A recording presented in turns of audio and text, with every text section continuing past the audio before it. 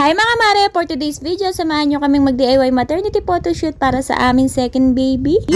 Dahil DIY maternity photoshoot nga lang to mga mare, ay dito ko na nga lang napagdesisyonan gawin sa kwarto. Kaya naman ito nga mga mare, isa-isa ko na nga munang tinanggal itong aming higaan. First time ko nga lang din pala gagawin to mga mare dahil nga kay Cyrus ay hindi ko nga itong nagawa dati. Gusto ko nga mga mare ma-experience ngayon ang magkaroon ng maternity photoshoot. Pero dahil nahihiya nga ako mga mare magpa-photoshoot sa iba or sa Photoshop ay magdi-DIY na nga lang ako. Syempre mga mare para tipid na nga rin sa gastos. Dahil DIY nga ito mga mare ay sariling sikap ko nga rin ang pag-aayos sa sarili. Sa magpapaayos pa nga ako sa iba mga mare, ako na nga lang din ang gagawa kahit simpleng makeup lang. Ito nga mga mare, naglagay na nga rin ako ng pamalakasang contact lens. Alam mo naman nga talaga mga mare, sanay na sanay ako maglagay ng contact lens pero sa totoo naluluha na ako dyan. May nabili nga rin ako mga mare na eyelashes na hindi mo na nga kailangan pa ng glue. Kaya nga mga mare, didikit mo nga lang siya sa inyong mga pilik mata. Sobrang natutuwa nga ako mga mare dito sa eyelashes na to dahil sobrang easy lang talaga niyang ilagay. After ko naman maglagay ng contact lens at eyelashes mga mare, magpapatuyo naman ako ng buhok gamit nga itong Dyson Airwrap na nahiram ko pa nga sa ate ko. Dahil bala ko nga mga mare, magkukulot na nga lang ako ng buhok. Nung una pa nga mga mare, hindi ko pa nga alam gamitin yung ganitong klase ng pangkulot kaya naman nanood pa nga ako sa YouTube. Sanay nga kasi ako mga mare gamitin yung plancha lang yung pinangkukulot ko. Kaya nga mga mare, sobrang dali lang pala niyang gamitin at ayan nga kabog na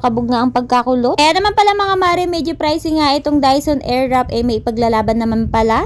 So yun nga lang mga mare, nakalimutan ko nga bumili ng spray net kaya naman nahuhulas din yung pagkakulot. Naglagay nga lang ako mga mare ng face powder para makontrol nga itong aking oily face. Feeling ko nga talaga ng mga oras na yan mga mare hindi na nga ako sanay mag-makeup. Dahil nga mga mare makapal naman nga itong aking kilay. Ayan, konting brush na nga lang yan at konting ayos na lang. Naglagay nga lang ako mga mare ng konting shimmering dyan sa aking mata para medyo mabuhayan naman. Naglagay na nga rin ako mga mare ng blush on at lipstick at ayan, matatapos na nga itong ating simpleng makeup lang. At eto na nga mga mare, natapos na rin tayo sa ating pagme-makeup. O diba, sino ka dyan? Tayan nga mga mare, kahit papano nagmukha na nga tayong tao. Charis.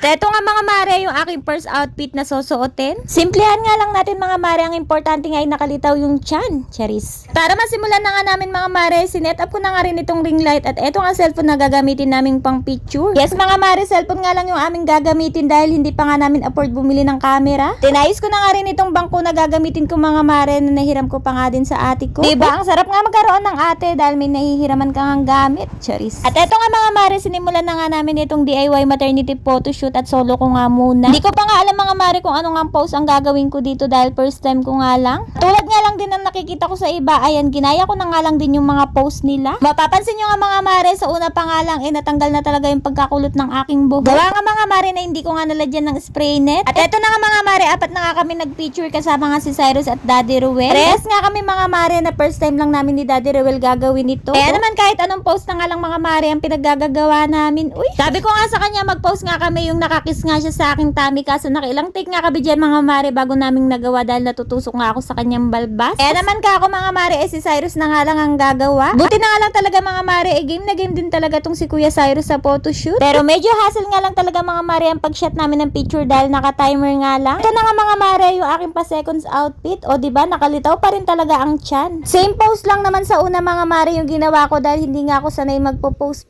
Pero happy nga ako mga mare dahil na-experience ko nga yung ganito kahit DIY lang. Ito na nga mga mare yung result ng aming mga picture.